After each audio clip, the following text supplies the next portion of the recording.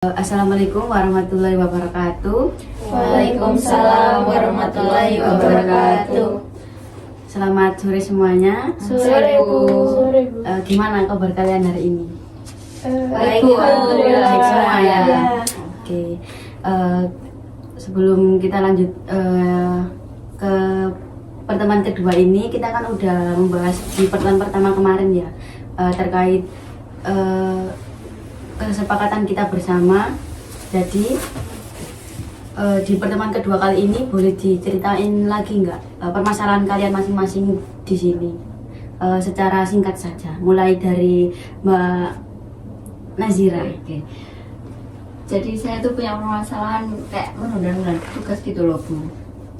Iya, soalnya sering ke distract sama HP. Jadi awalnya ngerjain tugas terus kok lihat HP, akhirnya keterusan scroll gitu. Oh gitu, berarti permasalahannya Mbak Nazira menunda-nunda tugas dikarenakan sering kayak ke distract sama HP gitu Iya. ya. Kalau dari Mbak Arin nih, boleh diceritakan masalahnya apa? Kalau saya sih itu ya Bu, seringnya ngerjain tugas mepet deadline gitu Bu. Jadi apa ya, karena ke distract sama HP itu tadi. Berarti permasalahan Mbak Arin Hampir kurang sama. lebih sama-sama kayak Mbak Nazira ya, ke distract HP jadinya tugasnya nggak dikerjakan gitu. Kalau dari Mbak Sanda nih, permasalahannya apa? Kalau saya sih juga hampir sama-sama Mbak Nazira sih Bu, kayak jadi kan tugasnya numpuk ya Bu ya, jadi kayak kalau mau ngerjain tugas, kalau ada notif masuk atau teman-teman ngajak main gitu, sering ke distract gitu. Oke, jadi permasalahannya Mbak Sanda sering ke distract juga dikarenakan HP sama ajakan teman nih ya. Kalau dari Mbak Tabita, permasalahannya apa kalau beritahu? Saya sih lebih ke itu Bu, gampang ke distract dengan hal-hal yang itu di sekeliling. Oh, di sekeliling. Ya, gitu Bu. Sehingga nggak pas mau ngerjain tugas fokus itu nggak bisa karena ke distract itu. Oke. Berarti bisa Ibu simpulkan bahwasanya permasalahan kalian di sini kurang lebih sama semua nih ya. Sering menunda-nunda tugas dikarenakan ada yang ke distract sama HP, terus lingkungan sekitar, terus ada juga ajakan dari temannya gitu.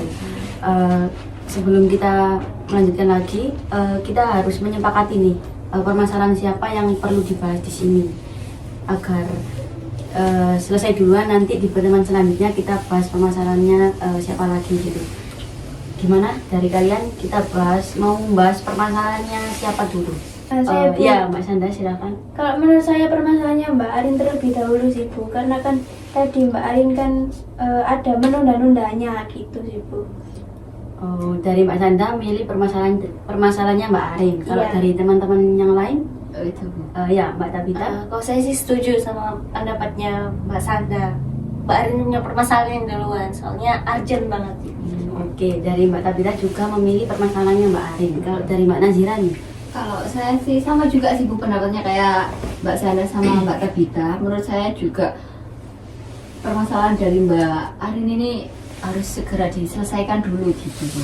oke, jadi dari tiga pendapat teman-teman di sini, dari Mbak Sanda, Mbak Tabita, dan Mbak Nazira itu memilih permasalahannya Mbak Arin. Dari Mbak Arin sendiri nih, Mbak Arin bersedia nggak kalau permasalahannya Mbak Arin diselesaikan terlebih dahulu di sesi konseling pada kali ini?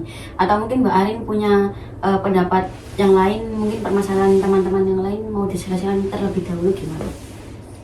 Saya bersedia Bu, nggak apa-apa. Oke. Biar ya lama-lama gitu.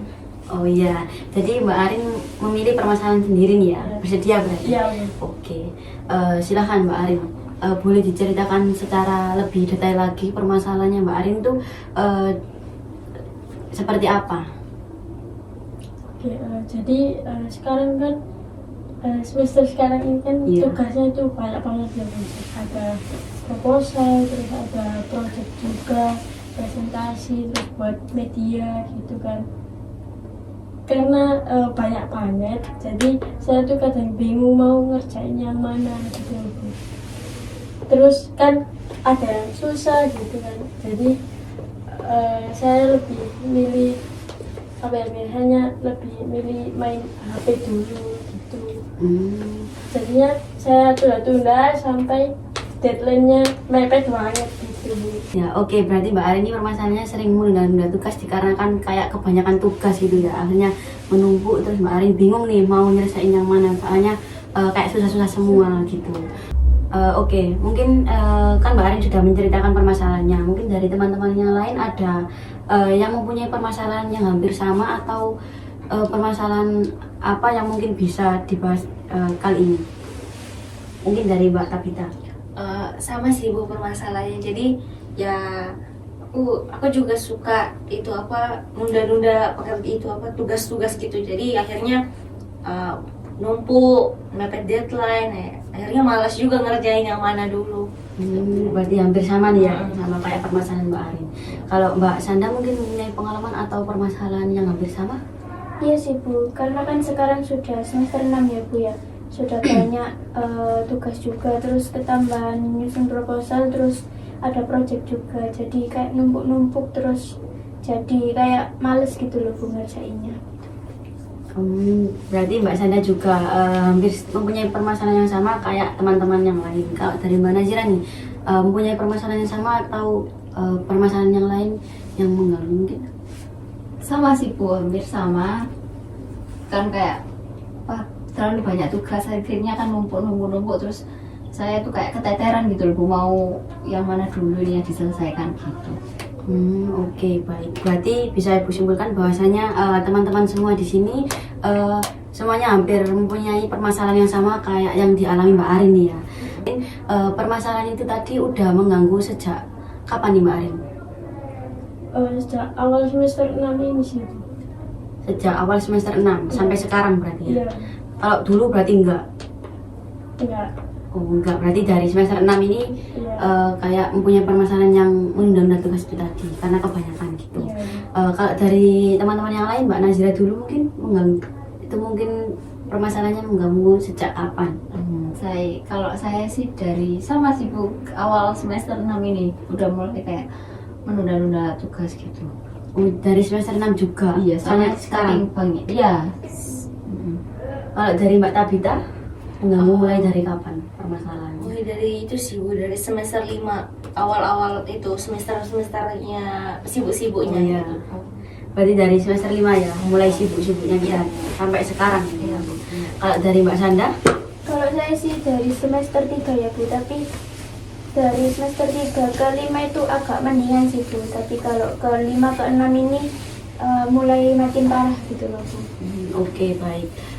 Dari kalian semua juga kayaknya permasalahannya mengganggunya juga mulai dari pas waktu perkuliahan nih ya. Ada yang dari semester 3, semester 6 gitu. Tapi kebanyakan dari semester 6. Emang lagi banyak-banyak tugas di semester akhir. Iya. Iya Bu. Kalau dari Mbak Arin nih, kembali ke Mbak Arin, mungkin permasalahannya Mbak Arin itu kalau misal diukur pakai skala bisa mengganggu dari berapa? Kalau misal dari 0 sampai 10. 10 sih Bu. 10 berarti ya? Berarti mengganggu banget. Iya. Oke. Kalau Mbak Arin kan mempunyai permasalahan yang menunda-nunda tugas itu tadi ya, sehingga kayak kurang fokus sama tugas-tugas yang lain. Mungkin perilaku yang Mbak Arin tunjukkan itu yang seperti apa nih Mbak Arin? Saat saya menunda tugas itu ya itu tadi Bu, lebih milih main HP sambil rebahan gitu sih. Oke, Mbak Arin berarti lebih memilih main HP. Kalau dari teman-teman yang lain, mungkin dari Mbak Sanda? Saya juga kayak memilih main HP sih Bu, karena kan ini kayak bosen gitu loh Bu, jadi lebih memilih main HP. Oke, Mbak Sanda juga hampir sama kayak Mbak Arin. Kalau dari Mbak Tabita nih? Sama sih Bu, jadi lebih pilih main HP sambil rebahan gitu Bu. Oke, sama juga ya, sama kayak teman-teman. Dari Mbak Nazira mungkin perilakunya yang seperti apa yang ditunjukkan? Kalau kan biasanya tuh kalau mengerjakan tugas kan sudah buka laptop ya Bu. Nah itu kadang kalau malas saya akhirnya buka YouTube di laptop gitu. Jadi nonton YouTube gitu. Berarti Mbak Nazira lebih memilih nonton YouTube daripada ngerjain tugasnya. Iya gitu ya? gitu Bu. Oke. Terkait permasalahan Mbak Arin itu tadi, Mbak Arin kalau misal belajar nih, Mbak Arin tuh sukanya situasi yang seperti apa? yang sepi gitu sih Bu. Kalau Yang di sepi rumah berarti ya? terus sambil dengerin musik gitu sih.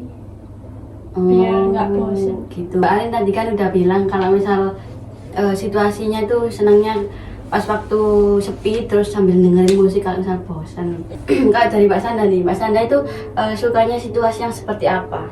Saya juga kayak senangnya kayak sambil dengerin musik gitu loh Bu, jadi kayak lebih asik gitu aja sih Bu.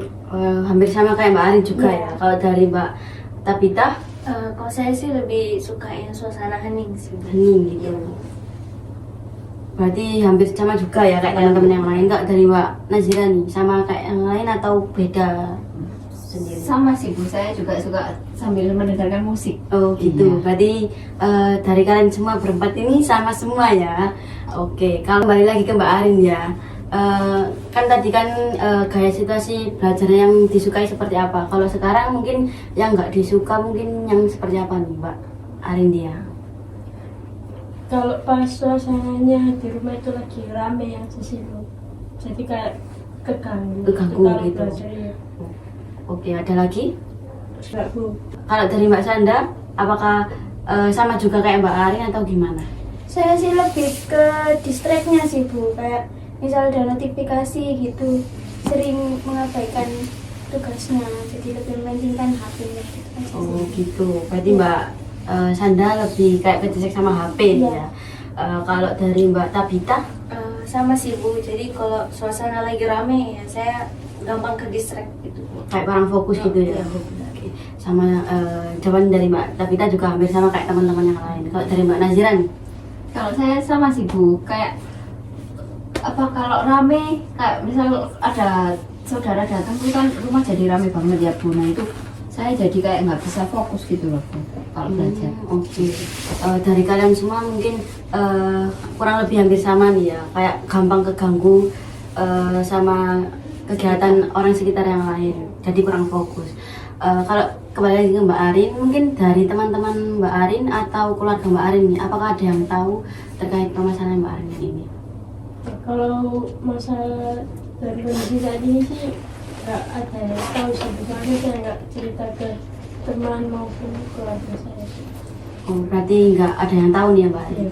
Kalau dari Mbak Nazira, Nggak ada juga Bu, saya juga nggak apa ya nggak cerita ke siapa-siapa soalnya. oke. Ke teman juga nggak cerita? Oke, baik. Kalau dari Mbak Sanda, Saya juga nggak cerita ke teman-teman sama keluarga sih Bu, baru cerita di sini di sini aja. Iya. Kalau dari Mbak Tabita, Sama sih Bu, jadi nggak ada yang tahu sama sekali. nggak ada yang tahu sama sekali. Dari teman pun nggak ada yang Nggak tahu. Dari keluarga juga. Oke. Kalian semua kan juga nggak ada yang kayak sharing sama teman-teman terus keluarga nih ya. Berarti mungkin Ibu bisa simpulkan bahwasannya Mbak Arin nih ya, permasalahannya Mbak Arin itu Mbak Arin sering menunda-nunda tugas dikarenakan Mbak Arin sekarang kan udah semester 6, terus tugasnya makin banyak, media, pameran, terus artikel, project dan lain sebagainya. Jadi Mbak Arin tuh kayak kebingungan nih mau nyelesain yang mana. Kan soalnya kayak susah-susah gitu ya. Terus Mbak Arin juga orangnya gampang terdistract sama hal sekitar. Oke. Kalau gitu berarti Mbak Arin terkait yang udah Ibu sampaikan tadi, mungkin Mbak Arin ini mempunyai tujuan terkait permasalahan Mbak Arin itu tadi. Mungkin tujuan Mbak Arin itu apa?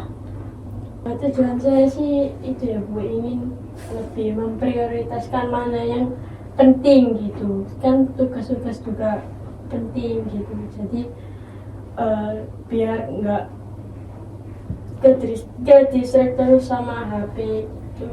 Oke, berarti Mbak Arin memiliki tujuan bahwasanya supaya lebih tahu nih mana hal yang lebih penting daripada kayak ke distract hal yang lain Iya. gitu ya. Kalau dari teman-teman yang lain mungkin mempunyai tujuan yang seperti apa? Mulai dari Mbak Sanda? Kalau saya sih lebih kayak tertata aja gitu loh Bu, kayak waktunya ngerjain tugas ya ngerjain tugas terus main HP gitu, lebih tertata aja sih Bu. Oke, berarti Mbak Sanda bisa dibilang supaya jadwalnya lebih tertata, nggak tertukar gitu ya, Iya. pas waktu lebih penting yang mana, yang prioritas yang mana gitu Iya. ya. Kalau dari Mbak Tabita? Kalau saya sih maunya ya bisa lebih fokus sih Bu, jadi netapin mana yang duluan harus dikerjain, nanti main HP-nya nanti di luar gitu. Oke, berarti Mbak Tabita juga hampir sama kayak teman-teman yang lain. Dari Mbak Nazira? Kalau saya tujuannya ya pengen mengerjakan tugas tepat waktu sih Bu, kayak nggak males-males gitu. Jadi bisa ngatur waktu lah antara HP sama tugasnya. Oke, berarti bisa Ibu simpulkan bahwasanya kalian di sini juga mempunyai tujuan yang sama, ingin lebih tertata lagi proses belajarnya agar tugasnya itu tidak tertunda-tunda gitu ya. Kembali lagi ke Mbak Arin, bahwasanya Ibu di sini mempunyai teknik kontrak perilaku nih. Ada yang tahu nggak? Atau yang teman-teman yang lain ada yang tahu? Belum tahu berarti. Belum Ya? tahu Bu. Oke, jadi Ibu jelasin ya, di sini tuh teknik kontrak perilaku bahwasanya kalian nanti akan Ibu bagi satu lembar ini masing-masing untuk dibawa pulang untuk diisi ya.